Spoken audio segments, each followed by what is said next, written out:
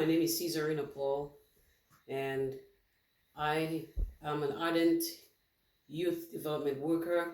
I've worked with young people for over 20 years. I've worked as parish youth coordinator. I have been a member of the Diocesan Youth Secretariat for a number of years. So youth work is very dear to me. I've been asked to deliberate briefly on my own personal opinion of the state of youth ministry in Dominica. And so I do have a few thoughts on that. What I think is the situation now as it pertains to youth ministry in our church. And I'm speaking here of the Catholic Church. Youth ministry is, in my view, it's on a low and it needs a renaissance. It needs a renewal. It needs a new awakening. I believe is struggling against many odds, and they are numerous. We can talk about COVID-19, which is very recent.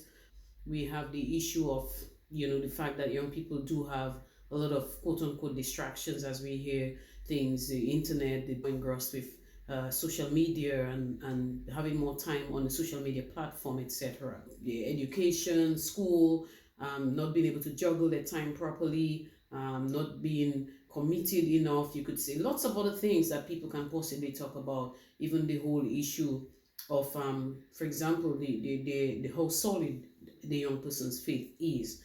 These are some things that stand probably against young people getting involved in ministry.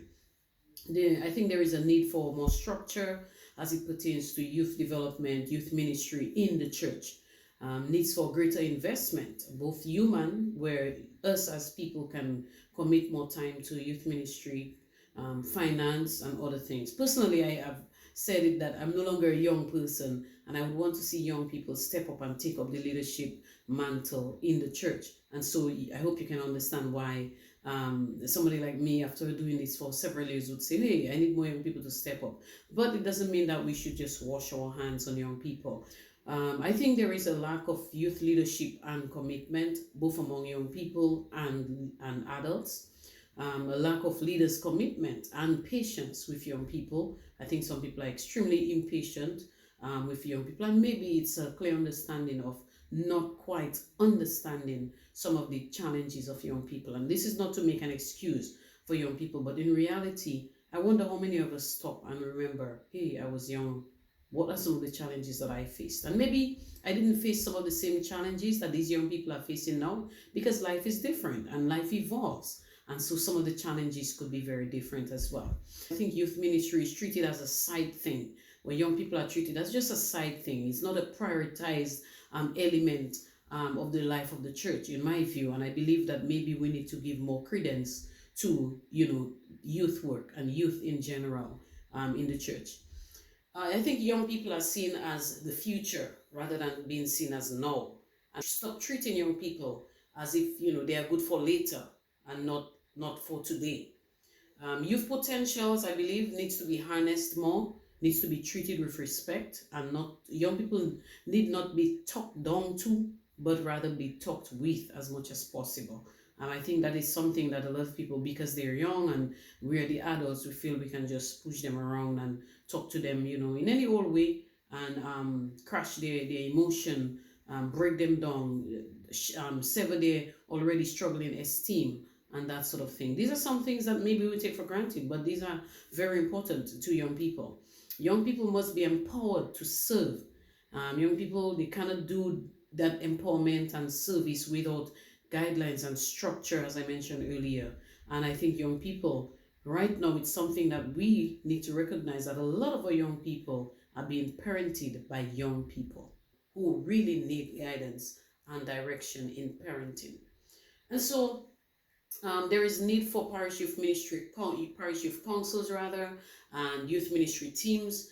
Sadly, we've not been able to see strong youth ministry teams being formed. But over the years, we used to have parish youth councils, and I believe that even if we can't quite get to the point where we can probably achieve strong parish youth ministry teams in the immediate future, but I think we should truly be working towards having strong parish youth councils where young people themselves form those councils, are able to plan collectively, and then do things in the parish that will bring they and the other young people together.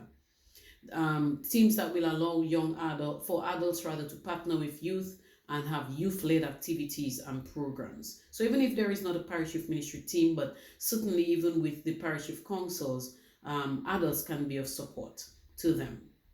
In this changing world, we must recognize that young people need to be allowed to use their creativity where they will exercise a sense of freedom, even in the church. Now, I know I'm saying that with caution because I know that there are some elements of our church you might not, or people in our church who might not quite warm up to some of the expressions of young people. But if we want young people to have ministry in the church, we have to be open to some of their style of doing things. Now, I'm not saying they should water down the faith. I'm not saying that they should not be guided if they're going wrong. I'm not saying that young people should not be cautioned. What I'm saying is that the church must allow and give them that a sense of freedom to be creative even in the church, so that they don't feel that they must run outside to utilize those gifts and those talents. I know that we've done a lot here in our diocese as it pertains to youth and participation, but I still think that there is more that needs to come out. So some of my suggestions for youth ministry very quickly. One, as I said, we need to form youth-led parish councils, yes. We need to form youth-supported parish youth ministry teams, so young people need to be on it, and adults who are youth-friendly, genuinely youth-friendly, would be able to sit on those parish youth ministry teams and support our young people. We need to do activities that will establish strong foundations in young people. The young people need not be seeing, for example, catechism and catechists as people who have a whip on their backs, but rather they should be excited to go to catechism because it's an opportunity for them to learn about the faith, yes, but in a very exciting and safe environment, not a place where they feel as if when they go there is a big stick on their backs and they do not want to be there. Believe it or not, if we think that young people will warm up to a brutal style of leadership, they will not. Young people are sensitive, and we have to understand that. Yes, we have to train them to be strong, we have to challenge them, we have to encourage them to step up to the game, but even in doing that, we must do it in love. One of the things I learned as a youth leader and even as an adult, if young people do not feel that the church is a safe environment, if they don't feel at home in coming to church, they will not warm up. They will not come to church. They will not want to participate in church. They will be running from church and youth ministry. So we have to understand that there needs to be a fertile environment where young people feel safe and at home. So youth leaders, church leaders, yeah, we have to set the tone where young people do not feel afraid, but that they feel that they can come in and participate. And they know that even if they are corrected, they will be corrected in a certain way that it will not shatter how they feel. It will not shatter their little esteem, but that it will build them up and help them to know that they can continue to press on. Young people do not live in isolation. So the programs that we are putting together for young people need to also recognize that their homes need support. Yes, their domestic life needs to be considered. And so even when we're doing youth ministry, we need to reach out to those homes. We need to reach out to their parents, be it directly, be it indirectly. But there are ways in which we have to find, we have to be creative, that is, in order to reach some of their domestic concerns, because they come with many challenges. They come with many personal struggles. And we see young people, when we see young people, do we see that this is a young man, a young woman who could be carrying a burden, but they just, camouflaging it, wearing the mask that we don't see? No, we can see everybody's mask, but there are some masks that people carry and they won't show it. And so some of these young people come, and when they come, they're expecting that maybe they'll find somebody they can confide in and feel safe in telling, so that they can get the kind of support and help. So we need to be, we need to recognize that some of them do come with their stories. We need to see young people for who they are. They are vulnerable. They are creative. They are honest. They are perceptive. Yes, they will not tell you, but they perceive things, and based on their perceptions, they may come or they may go. They are challenging, and they have to be challenged. Yes, but how? How do we challenge young people? Yes, They are also challenged, they themselves. Some of them are challenged, okay? They are deserving of support and love. They are struggling to understand themselves, their sex, their sexual orientation, you know, they are struggling. They are struggling even to decide on faith. If I remain Catholic, will I make it to heaven? The church saying this, but as the outsider, they're saying something else. What is it should I believe? And so they're in that place of struggle. And we, the church, must be the backing where they recognize that, okay, I can trust the process. Let me keep going. Most likely, I will find something that is going to build up my faith. They are emotionally needing guidance and support. Many of our young people are hurting, and if they come to the church and they are hurt further, they will not come. We will do, we will do, we will do, we will do, and we will not see them and we wonder why. And they may never tell us, but they might tell somebody else outside. Youth ministry it calls for dedication, it calls for sacrifice. Sacrifice on the part of the church. That sometimes these young people, they don't have the money, but there is something to happen. Do we meet them halfway? When I would plan activities and say, young people, let's go. And some of my leaders would say, tell them, don't worry. And I would say to my young people, don't worry. Money or not, let us go. Because I know the formation that comes from the activity. Retreats, seminars, special events when they dress up and they feel precious, they feel special, they feel wanted.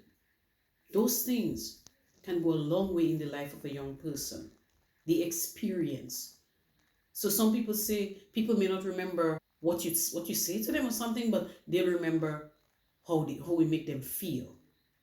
And that's what people remember. How did you make me feel? And I know it's not all about feelings because faith is beyond feelings, but it starts there. And then, of course, the faith builds and the faith grows to the point where even if somebody makes somebody feel bad and they're in the church, they won't care because they're solid. They're standing on solid ground of their faith. But the young person who comes may not be that solid, my friends. So we are called to minister to these young people. First with love, dedication, sacrifice. Invest in the young people of your parish. Let them know that you are there as a backing for them. The key elements that we need to take with us is to understand the young person. Before we minister to anyone, we must understand their need. What is the need of the young person? Sometimes they don't know it. We have to help them to find it. Or in interacting with them, we will recognize it.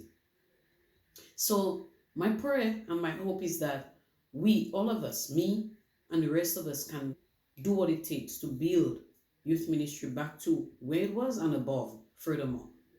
There is hope though, because when we look at what these young people are able to present, for example, the last virtual explosion, youth explosion, and so on. But these are just one shot things. They are great, great, expressions, moments to express themselves. We could have seen more participation from more young people across the board. But the point is, something is happening. Our church is still alive, but we must recognize that the heartbeat of the church is the young people. And unless we invest in them, the heartbeat of the church will not be beaten. And we will be losing them in droves and attracted to other people and other churches. My final statement to you is when I was a youth leader in my parish, when I was leaving to go overseas to study, one non-Catholic denomination was extremely happy because their goal was to snatch our young people who they could not snatch when I was leader in the church. And so when I left, their hope was that they would just take them. But a lot of these young people were solid and they remained. And some of them are still serving today in the church. This is not a boast, but I'm saying that if we invest in young people, we challenge them, we give them the ability to lead and to do things and to know that they can, and we affirm them, we will have them. Youth ministry is still alive, but we have a lot of work to do to maintain it and to build it. Thank you very much for viewing and for listening. I'm sorry I can't be with you at your meeting this evening because I do have a prayer ministry that calls me. But my heart is with young people of Dominica, of the region, of the world. And let us continue to serve them as best as we can. May God bless you and Have a wonderful meeting, everyone. Thank you.